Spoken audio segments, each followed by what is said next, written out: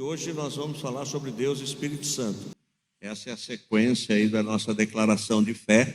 E nós queremos então caminhar juntos nesse estudo que nos fala sobre a nossa declaração de fé. E por que é importante para mim e para você estudarmos a nossa declaração de fé?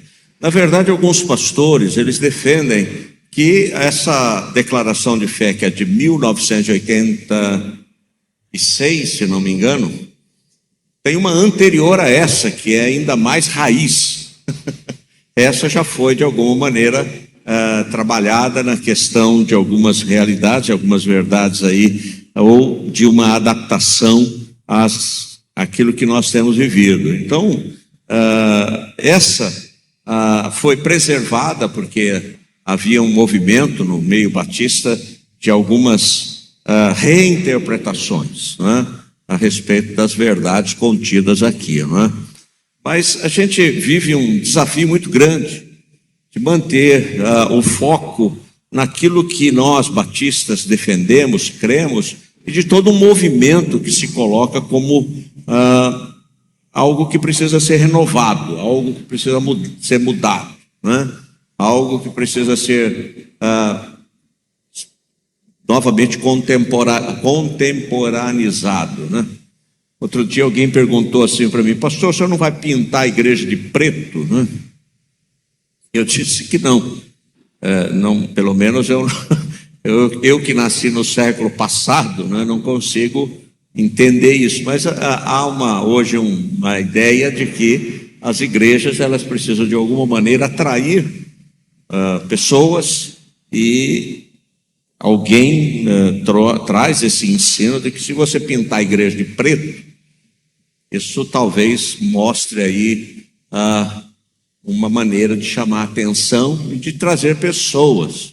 Se não for Cristo, né, atraindo as pessoas, é melhor a gente reavaliar algumas coisas, né?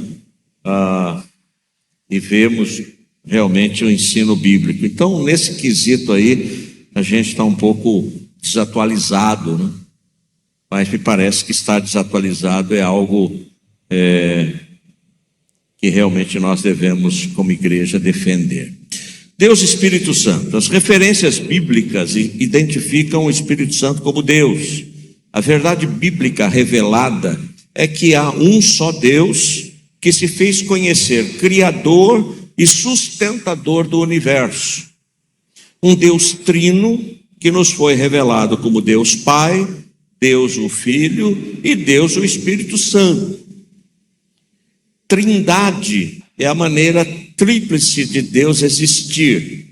Triunidade é a maneira de Deus se revelar. No universo, na criação do universo, Deus se revelou como Pai. Na redenção do homem, Ele se revelou no Filho. E no dia de Pentecostes, Deus se revelou na pessoa do Espírito Santo. Devemos ter em mente que não existe vida cristã abundante sem a plenitude e ação do Espírito Santo em nosso viver.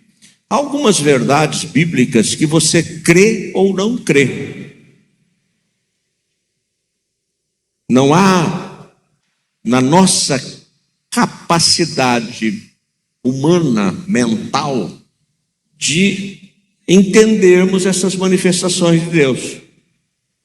Quando você lê, por exemplo, que Deus endureceu o coração de Faraó,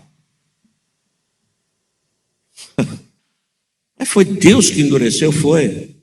Porque todas as ações do universo, até mesmo as ações de Satanás, é uma permissão de Deus.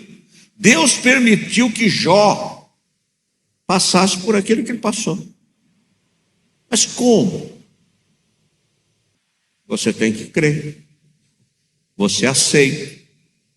Você recebe pela fé. Uma explicação humana é impossível. Não há como a nossa mente, né? Isaías é quem diz que os pensamentos de Deus são mais elevados que os nossos pensamentos. Os caminhos de Deus, a maneira de Deus agir, são coisas que eu e você não conseguimos entender. Ponto 1 da nossa declaração de fé sobre o Espírito Deus e Espírito Santo. O Espírito Santo é um em essência com o Pai e com o Filho, é pessoa divina. O Espírito Santo é Deus. O Espírito Santo aparece na criação junto com o Pai. Quando lemos Gênesis 1:2, diz a Bíblia que a terra era sem forma e vazia, trevas cobriam a face do abismo e o Espírito de Deus se movia sobre a face das águas. No hebraico, o nome Espírito é chamado de Ruá. A tradução é Ruá. E esse Espírito se move sobre as águas como uma pessoa. É o Espírito da verdade, João 16:13, mas quando o Espírito da verdade vier, ele os guiará a toda a verdade. Não falará de si mesmo, falará apenas o que ouvir e lhes anunciará o que está por vir. Quando caminhamos, dirigidos pelo Espírito Santo de Deus, nós vivemos verdade, nós praticamos a verdade. Nós nos alegramos com a verdade, nós não temos medo da verdade, nós ficamos felizes porque o Espírito Santo nos guia a toda a verdade. 3, atuou na criação do mundo e inspirou os homens a escreverem as Sagradas Escrituras. De todos os textos bíblicos, a gente pensa um texto, apenas um texto, mas existem outros textos destes pontos que estão sendo destacados aqui. Atuou na criação do mundo e inspirou os homens a escreverem as Sagradas Escrituras. Acima de tudo, saibam que nenhuma profecia nas Escrituras surgiu do entendimento do próprio profeta, nem de iniciativa humana. Esses homens foram impulsionados pelo Espírito Santo a falarem da parte de Deus. E esses que falaram da parte de Deus pagaram um alto preço por falarem da parte de Deus. Jeremias que o diga, por defender a palavra de Deus, a verdade de Deus, contra os falsos profetas, ele foi exposto aí a um sofrimento, né? Ponto 4, ele ilumina os homens e os capacita a compreenderem a verdade divina. Nós, porém, verso 1 Coríntios 2, 12 e 14, nós, porém, não recebemos o Espírito do mundo, mas o Espírito procedente de Deus, para que entendamos as coisas que Deus nos tem dado gratuitamente. Delas também falamos, não com palavras ensinadas pela sabedoria humana, mas com palavras ensinadas pelo Espírito, interpretando verdades espirituais para os que são espirituais. Quem não tem o Espírito não aceita as coisas que vêm do Espírito de Deus, pois lhes são loucura, e não é capaz de entendê-las, porque elas são discernidas espiritualmente, não é? Então, um grande desafio para mim, para você e as pessoas que nos acompanham, quando temos pessoas com quem convivemos e elas não têm esse conhecimento, têm o Espírito Santo de Deus, e você tenta de alguma maneira explicar essas verdades espirituais, e toda vez que você tenta explicar essas verdades espirituais, você recebe algum tipo de zombaria, algum tipo de crítica. Pessoas se revoltam quando a palavra de Deus é pregada, é ensinada, e essas pessoas então não têm essa capacidade, porque essa capacidade só é dada pelo Espírito Santo de Deus. Então eu e você precisamos orar pelas pessoas que temos buscado revelar as verdades da palavra, para que elas possam ser então tocadas pelo Espírito Santo de Deus, e não pela nossa capacidade de persuasão, mas as verdades de Deus possam ser reveladas pelo Espírito de Deus ao coração dessas pessoas. Então você tem um marido que não é crente, e você quer de toda maneira que ele aceite essas verdades, e há sempre um choque nessa questão, porque ele não tem como entender essas verdades espirituais, ou qualquer pessoa, sem que o próprio Espírito Santo de Deus ajude essas pessoas a entender essa verdade, né? 5. No dia de Pentecostes, em cumprimento final da profecia e das promessas quanto à descida do Espírito Santo, ele se manifestou de maneira singular, quando os primeiros discípulos foram batizados no Espírito, passando a fazer parte do corpo de Cristo, que é a igreja. Suas manifestações constantes no livro de Atos dos Apóstolos confirmam a evidência de universalidade do dom do Espírito Santo a todos os que creem em Cristo. O dom presente de Deus é a todos, é oferecido a todos, né? Olha o que diz João 8, 14 a 17. Os apóstolos em Jerusalém, ouvindo que Samaria havia aceitado a palavra de Deus, enviaram para lá Pedro e João. Estes, ao chegarem, oraram para que eles recebessem o Espírito Santo, pois o Espírito ainda não havia descido sobre nenhum deles. Tinham apenas sido batizados em nome do Senhor Jesus. Então Pedro e João lhes impuseram as mãos e eles receberam o Espírito Santo. Há 3 manifestações do batismo do Espírito Santo, a manifestação do Espírito Santo. Atos 2, Atos 8 e Atos 11. Depois isso não se repete mais, como uma evidência de que aquelas pessoas tiveram essa experiência, que também foi uma experiência vivida lá em Jerusalém, em Atos 2. E quando nós vemos a pregação do Evangelho, a expansão da igreja, nós vamos entender que receber o Espírito Santo de Deus, ela ocorre no momento da conversão, quando alguém realmente aceita Cristo. Olha o que diz o ponto 6 aqui, Atos 2, 38 e 39. O recebimento do Espírito Santo sempre ocorre quando os pecadores se convertem a Jesus Cristo, que os integra, regenerados pelo Espírito, à igreja. Pedro respondeu: arrependam-se e cada um de vocês seja batizado em nome de Jesus Cristo para perdão dos seus pecados, e receberão o dom do Espírito Santo, pois a promessa é para vocês, para os seus filhos e para todos os que estão longe e para todos quantos o Senhor nosso Deus chamar. Nós não cremos que o batismo no Espírito Santo, o batismo do Espírito Santo, ocorra num momento posterior à conversão. Não é esse o ensino que nós temos nas Escrituras e que nós batistas esposamos. Quando alguém aceita verdadeiramente, é convencido pelo Espírito Santo de Deus, aquele momento ocorre o batismo do Espírito Santo. Ele dá testemunho de Jesus e o glorifica.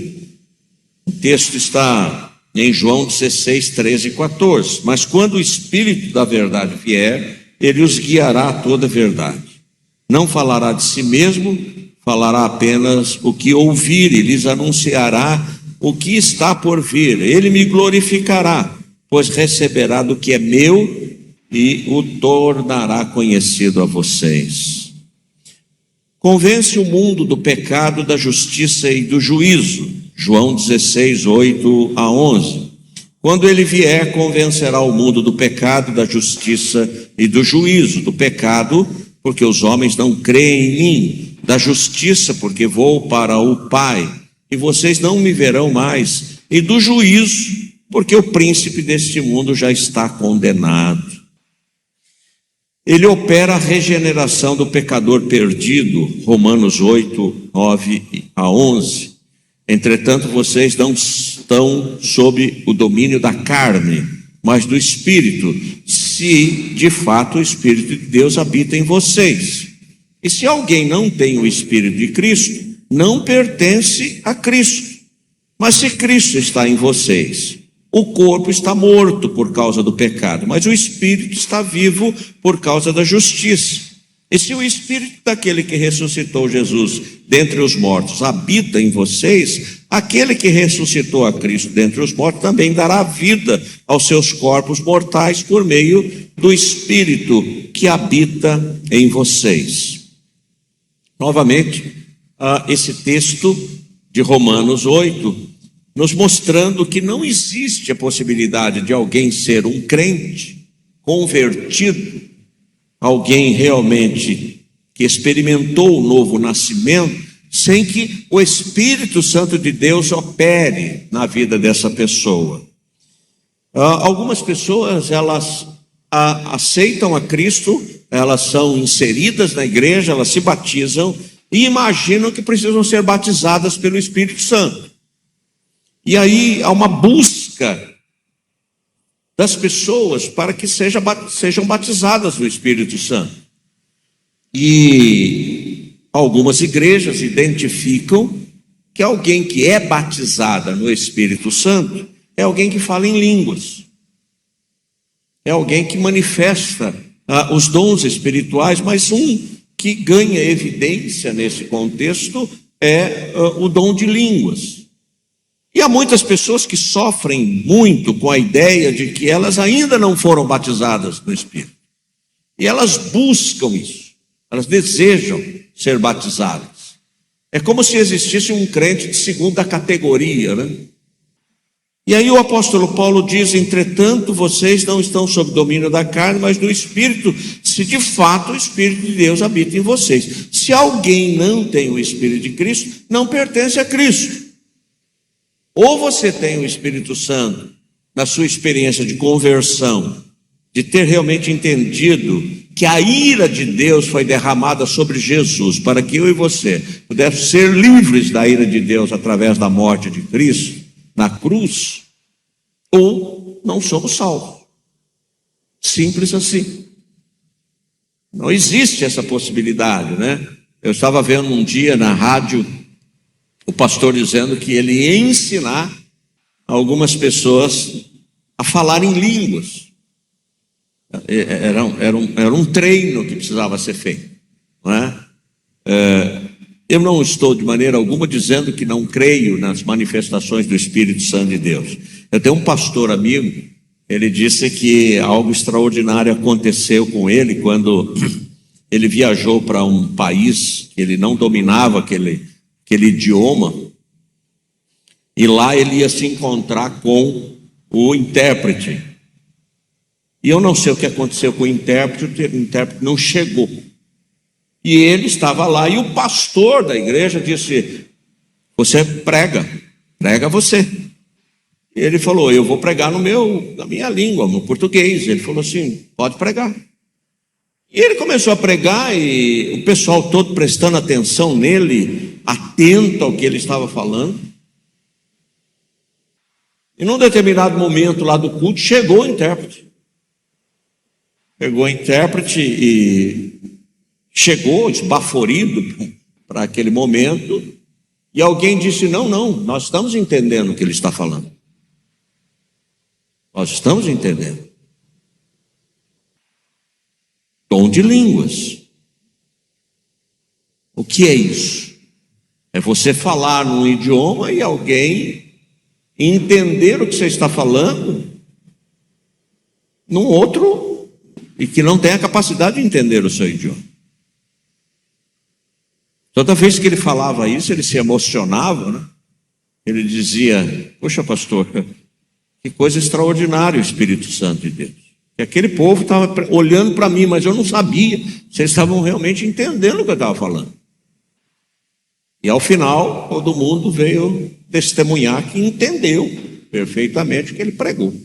O que o Espírito Santo fez, se ele traduziu, o pastor falou e eles entenderam, ou falou, não sei o que aconteceu, mas eles entenderam.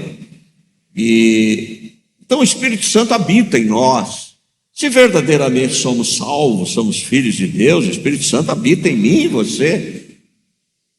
Nós podemos experimentar essa alegria, nós podemos experimentar essa manifestação de Deus, né? Quantas vezes eu e você somos chamados para orar por alguém, para dar uma palavra a alguém, e aí a gente imagina que deveria chamar alguém para fazer isso, né? Mas é o Espírito Santo de Deus. É você quem vai orar. Você não precisa chamar o pastor, você não precisa chamar o irmão, você não precisa chamar fulano. Aquela oportunidade é sua. Isso é extraordinário.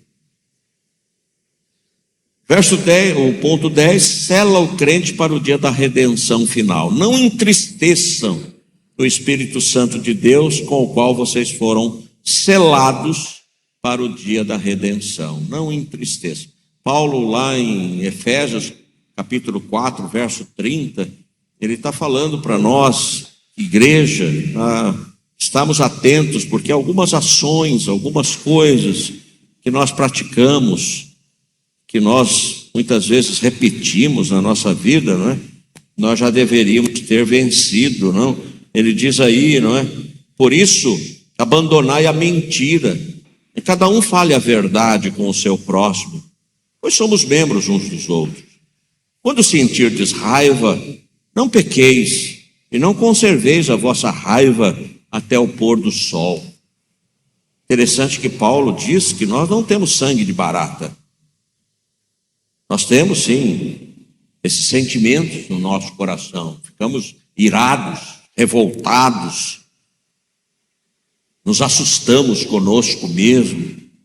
Mas Paulo diz que a gente não pode alimentar esse sentimento. A gente não pode ficar pensando em instrumentalizar a raiva. Nós sentimos raiva, mas não temos que ficar planejando como é que a gente vai prejudicar aquele que nos prejudicou. A nossa raiva nós entregamos a Deus. É Deus quem cuida, é Deus quem sabe.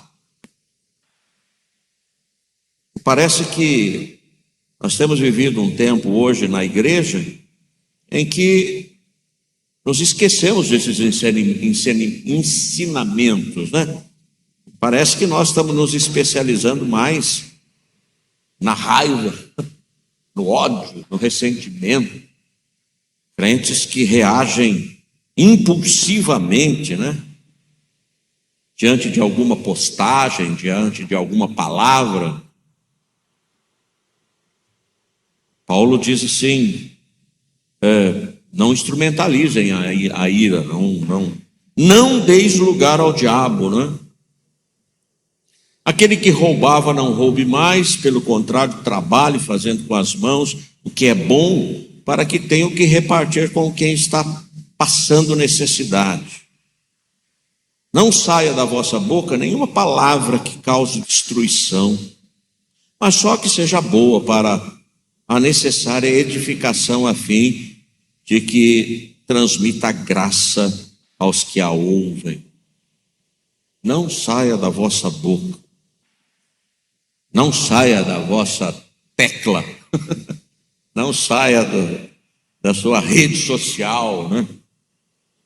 Nenhuma coisa para destruir ninguém, para tentar aniquilar ou diminuir alguém, né?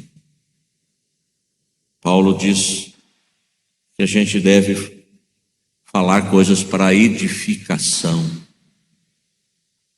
Se você tem algo a me dizer que vai me edificar, é importante ser dito. Mas se tem algo que vai entristecer, não é bom. Não é bom que repercutamos isso, que a gente fique repassando isso, não é? Uma vez alguém me perguntou assim: pastor, o senhor está sabendo o que está acontecendo com tal pessoa? Eu disse: estou. Era um pastor aqui da cidade de Americana. Sim, estou. Ué, o senhor não falou nada? Irmã, para falar mal tem muita gente. Eu não vou me prestar a isso. Se eu tenho algo de bom para falar, eu falo. Se eu não tenho, eu não falo. Não edifica. Não traz nenhum tipo de edificação, né? E não entristeçais. E aí Paulo diz, e não entristeçais o Espírito Santo. Como é que a gente entristece o Espírito Santo? A gente continua vivendo como as pessoas sem o Espírito Santo. A gente continua vivendo ou praticando as mesmas coisas que praticávamos, imaginando que a gente deve ser esse tipo de pessoa, mal por mal, a lei, você me mordeu, eu vou morder você também. Você chutou minha canela, eu vou chutar sua canela também. Não, nós ouvimos o que foi dito por Jesus, né? Se teu inimigo tiver fome, dá-lhe de comer. Se tiver sede, dá-lhe de beber. Ponto 11 aí, habita no crente. E se o Espírito daquele que ressuscitou Jesus dentre os mortos habita em vocês, aquele que ressuscitou a Cristo dentre os mortos também dará vida aos seus corpos mortais por meio do seu Espírito que habita em vocês, né? Ele habita em nós, ele pode restaurar, ele pode devolver vida àquelas questões da nossa existência que parecem adormecidas, mortas. O Espírito Santo de Deus opera em nós, devolvendo a vida, não é? Guia-o e nos guia em toda a verdade. Mas quando o Espírito da verdade vier, ele os guiará a toda a verdade, não falará de si mesmo, falará apenas o que ouvir e lhe anunciará o que está por vir. 13, capacita-o a obedecer à vontade de Deus. Por isso é que foi dito, desperta, ó tu que dormes, levanta-te dentre os mortos e Cristo resplandecerá sobre ti. Tenham cuidado com a maneira como vocês vivem, que não seja como insensatos, mas como sábios, aproveitando ao máximo cada oportunidade, porque os dias são maus. Portanto, não sejais insensatos, mas procurai compreender qual é a vontade do Senhor. Não se embriaguem com o vinho que leva à libertinagem, mas deixem-se encher pelo Espírito, falando entre si com salmos, hinos e cânticos espirituais, cantando e louvando de coração ao Senhor, dando graças constantemente a Deus Pai por todas as coisas, em nome de nosso Senhor Jesus Cristo. Algumas coisas fáceis de obedecer, outras não tão fáceis. Há pessoas fáceis de amar, outras pessoas não são tão fáceis. Há situações mais tranquilas na vida, situações mais desafiadoras. Mas o que nós aprendemos aqui na leitura bíblica é que o Espírito Santo nos capacita a obedecer a Deus. Então, aquelas coisas mais desafiadoras para nós, mais difíceis, nós devemos dizer para Deus, Deus, eu preciso que o Senhor me capacite a viver esse ensino, a viver essa verdade, a praticar este ensino. O que acontece comigo e com você quando a gente lê algum texto que soa para nós como algo muito complicado, muito difícil? A gente começa a racionalizar, a gente diz assim, eu acho que não tem ninguém aqui na igreja que é capaz de viver isso aí, não. A gente começa a racionalizar, a gente diz assim, isso aí foi numa época que não existe mais. Isso aí quando a Bíblia foi escrita, foi nesse contexto, mas hoje, quem é que vai viver esse ensino? Então a gente começa a encontrar desculpas, quando na verdade a gente deveria dizer para Deus, Deus me capacita a viver essa verdade, não? Pelo teu Espírito me capacita a praticar essas coisas, eu não consigo por mim mesmo, não? E o Senhor que me conhece, sabe que é uma verdade. Não racionalizar, não tentar explicar o porquê mas apenas praticar e reconhecer que é o Espírito Santo de Deus quem nos capacita a viver os ensinos de Deus, aqueles mais difíceis para nós, aqueles mais complicados. Ponto 14 aí, distribui dons aos filhos de Deus para a edificação do corpo de Cristo e para o ministério da igreja no mundo. Efésios 4, 11, 13, ele designou alguns para apóstolos, outro para profetas, outro para evangelistas, outros para pastores e mestres, com o fim de preparar os santos para a obra do ministério, para que o corpo de Cristo seja edificado, até que todos alcancemos a unidade da fé e do conhecimento do Filho de Deus, e cheguemos à maturidade, atingindo a medida da plenitude de Cristo. Nosso grande alvo, nosso grande objetivo é Cristo, é sermos como Cristo, é termos o nosso irmão mais velho como modelo a ser, a caminharmos nessa busca de sermos como ele é. E aí a Bíblia vai nos dizer que Deus distribui no corpo de Cristo para a ministração, para o ensino, homens, pessoas que são capacitadas para que isso aconteça, até que todos alcancemos a unidade da fé e do conhecimento do Filho de Deus e cheguemos à maturidade, atingindo a medida da plenitude de Cristo. Paulo diz, então, que a igreja, nós recebemos dons que o Espírito Santo de Deus nos dá, e estes dons são sempre em benefício da igreja. Todos os dons espirituais não são para que eu diga que tenho esse dom ou tenho aquele, não, é para a edificação da igreja, para que a igreja cresça, para que as pessoas realmente atinjam essa maturidade.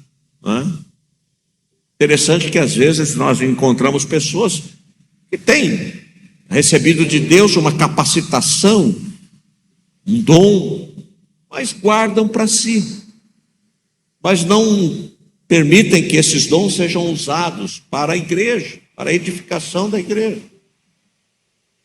E falam que têm esses dons. Eu tenho o dom que Deus me deu, de ser mestre, de ser evangelista, de ser profeta, de ser levita, de ser o quê? Mas essa questão toda tem a ver com a edificação da igreja, do corpo de Cristo. E é interessante, irmãos, que Deus vai capacitando as pessoas dentro da igreja para a realização da obra dele, da vontade dele. Me lembro uma vez que o irmão Perota era vivo ainda, e ele era responsável pelo trabalho de missões aqui na igreja. E no domingo de manhã, um missionário lá da Espanha, nativo de lá da Espanha, estava em Campinas e vinha para cá, para a Americana, para dar um testemunho, para falar do trabalho dele. E aí o intérprete, novamente o intérprete, se perdeu, não chegava. E o Perota apavorado, ele falou, pastor, e agora? Nós somos um intérprete, porque ele vai ficar prejudicada a palavra dele. Aí eu disse, bem, chega lá na frente e diz se alguém domina o espanhol. Se alguém tem essa capacidade. Né? E aí ele veio e perguntou, e tinha uma pessoa nos visitando, que era professora, né? Ela falou, eu posso ajudar. Né? Então, assim, interessante que nós estamos preocupados, mas Deus já providenciou, né? Já há uma solução. Nós achamos que somos nós, né? Não, vou resolver esse problema aí. Deus já resolveu, né?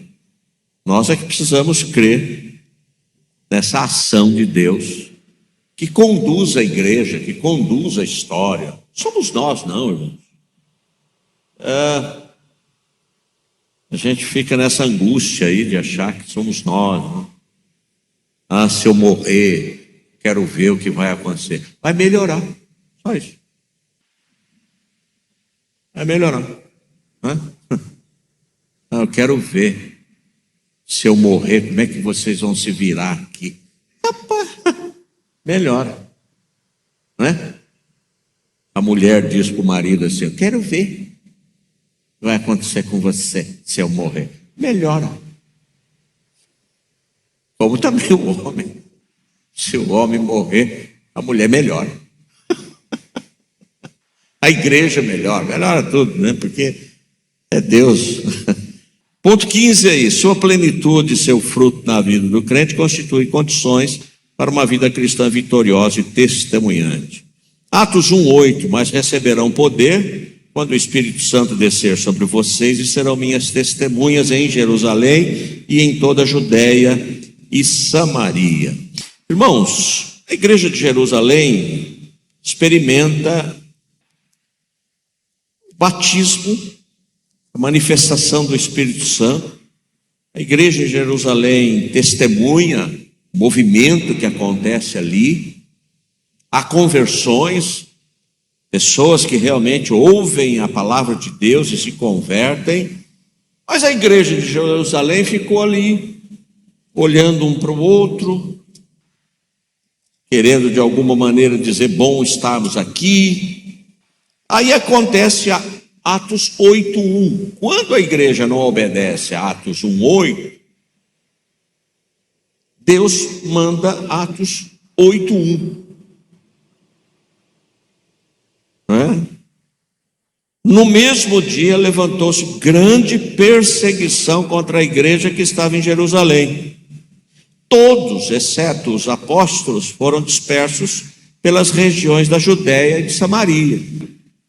Então, Atos 1:8 é uma ordem, né? Vocês vão esperar ser revestidos do poder. O Espírito Santo vai revesti-los e capacitá-los para a obra, para a evangelização. Aí todos os crentes ali: nossa, tem dom, eu tenho, nossa, viu o que aconteceu, vi, puxa, aquela coisa lá, nossa, foi tremendo e tal. De repente o Espírito Santo dá uma chacoalhada na roseira, né?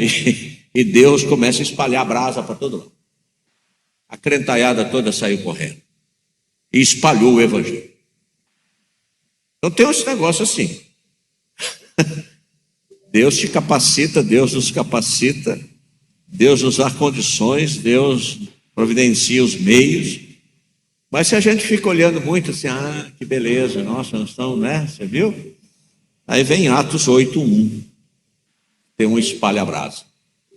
De vez em quando Deus dá um espalha-brasa, não é? É Ele quem faz isso, não é? A bênção apostólica, Paulo faz menção clara da Trindade, né? Em 2 Coríntios 13:13. A graça do Senhor Jesus Cristo, o amor de Deus e a comunhão do Espírito Santo seja com todos vocês. Então a Trindade manifesta na bênção apostólica, né? E por isso nós pregamos, ensinamos sobre a Trindade, maneira de Deus existir em 3 pessoas.